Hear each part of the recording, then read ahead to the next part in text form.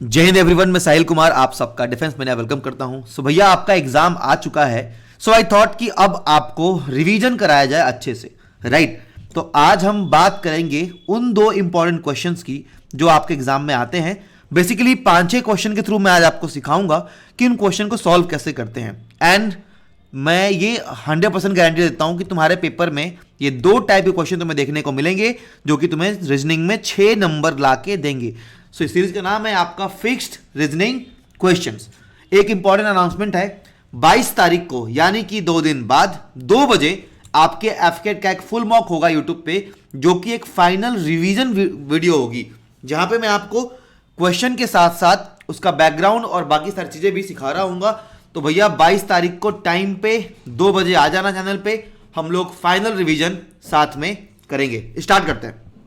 पहली चीज, how many person can speak English and Hindi both the languages only. यहां पे बाबू ये दिखाया गया है, आपके क्वेश्चन में मेंशन होगा कि अगर ट्राइंगल रिप्रेजेंट करता है मराठी को, छोटा वाला रेक्टेंगल कर रहा है इंग्लिश को, ये बड़ा वाला करता है तेलुगु को, और एक सर्किल कर रहा है हिंदी को। आप समझिए एक बात को, देखिए होता क्या है कि मान लीजिए ये एक ट्राइंगल है, ठीक है, ये एक ट्राइंगल है और ये एक रेक्टेंगल है। अगर ट्राइंगल अगर हिंदी है, राइट, और ये रेक्टेंगल अगर इंग्लिश है, तो अगर मैं आपसे पूछूं कि कौन से लोग हैं जो हिंदी और इंग्लिश दोनों बोलते हैं, वो लोग केवल इसी एरिया में होंगे, राइट, जो एरिया ट्राइंगल और रेक्टेंगल का कॉमन होगा। तो सेम यहां पे क्या पूछता है कि भैया बताइए how many person can speak English and Hindi both. तो अब इंग्लिश वाले कौन से हैं, तो आप बोलोगे कि सर इंग्लिश वाले तो ये हो गए, इंग्लिश एंड हिंदी बोथ, यानी कि मुझे इंग्लिश और हिंदी बोथ चाहिए। यहां पे कौन कौन बच गए, तो आप बोलोगे कि सर 5, ये जो 5 हैं ये आपके इंग्लिश एंड हिंदी बोथ वाले हैं। अब आपके माइंड में एक क्वेश्चन आ रहा होगा कि सर एक बात बताओ आप, क्या यहां पे 5 नहीं होना चाहिए, क्या 2 नहीं होना चाहिए। तो बाबू 2 इसीलिए नहीं होगा क्योंकि यहां पे लिखा है ओनली। दैट मीन्स कि जो 2 होगा वो हिंदी, इंग्लिश एंड तेलुगु तीनों बोलता होगा, हिंदी या तेलुगु। यहां पे क्या पूछा है, how many person can speak English and Hindi both the languages only. यहां पे ओनली लग गया, इसका मतलब केवल 5 ही इसका आंसर होगा। चलिए अगला क्वेश्चन है, study the diagram and identify the people who can speak only one language.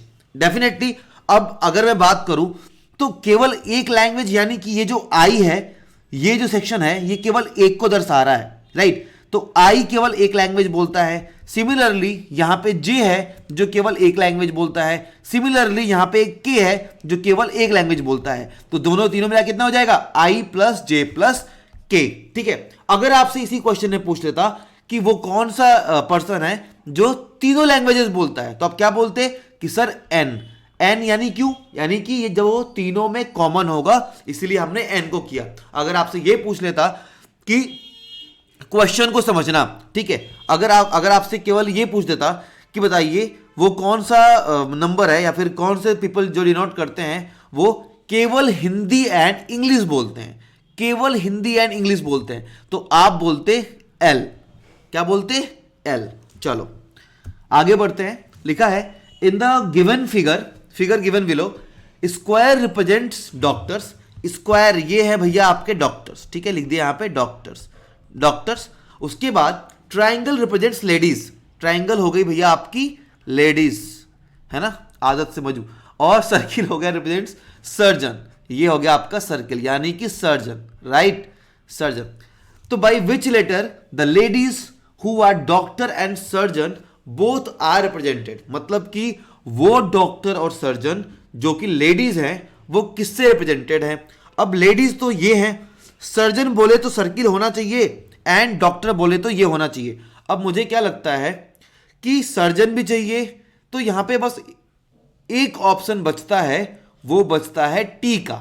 बताओ क्यों, क्योंकि टी जो है वो एक तो लेडीज है, राइट, लेडीज है प्लस डॉक्टर भी है और प्लस सर्जन भी है, क्योंकि ये तीनों में कॉमन आ रहा है, राइट। तो which letter the ladies who are doctor and surgeon both are represented, तो यहां पे टी आपका इजीली करेक्ट माना जाएगा। अब आपके माइंड में आ रहा होगा कि सर यू क्यों नहीं हो सकता है, क्योंकि बाबू लेडीज बोला है तो ट्राइंगल के अंदर होना चाहिए। अगर आपके मन में आए कि सर एस क्यों नहीं हो सकता है, तो बाबू एस का मतलब कि डॉक्टर है और लेडीज है बट सर्जन नहीं है। चलिए आगे बढ़ेंगे।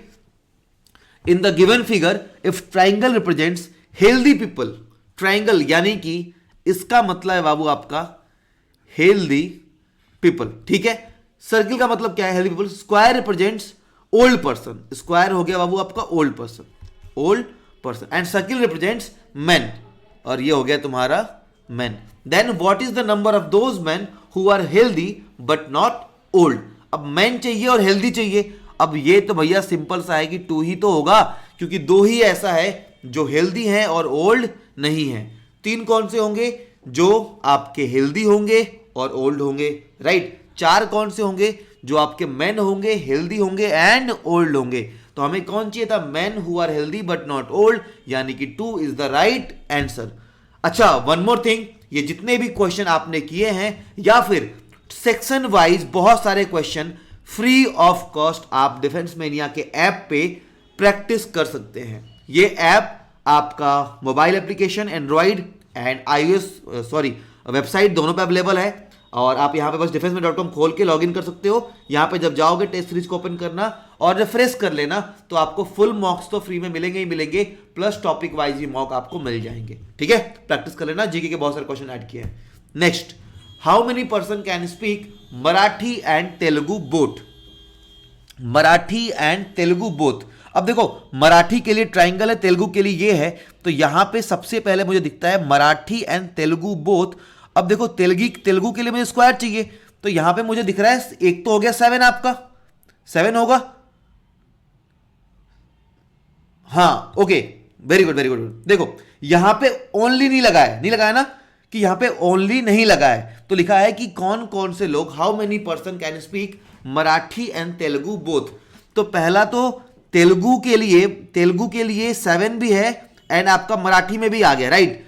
तो 7 एक हो गया, प्लस और क्या आएगा, Telugu and Marathi, Telugu and Marathi, Telugu and Marathi. अगर मैं तेलुगु, और एक आ गया आपका 6, यानी कि 7 + 6 यानी कि 13। अगर यहां पे बोला होता कि how many person can speak Marathi and Telugu only, Marathi and Telugu both only बोल देता, तो आपका जवाब केवल 6 होता। लेकिन यहां पे ओनली नहीं लगा है, इसीलिए 7 को इंक्लूड करके हम 7 + 6 13 आंसर कर देंगे। इन चीजों का बहुत ध्यान रखना, कहां आप यूजुअली गलती करते हो।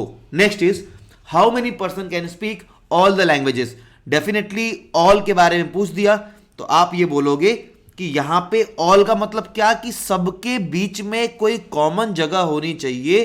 तो ये स्क्वायर ट्राइंगल, ये स्क्वायर के बीच में जगह तो है, बट रेक्टेंगल ये टच नहीं कर रहा, राइट।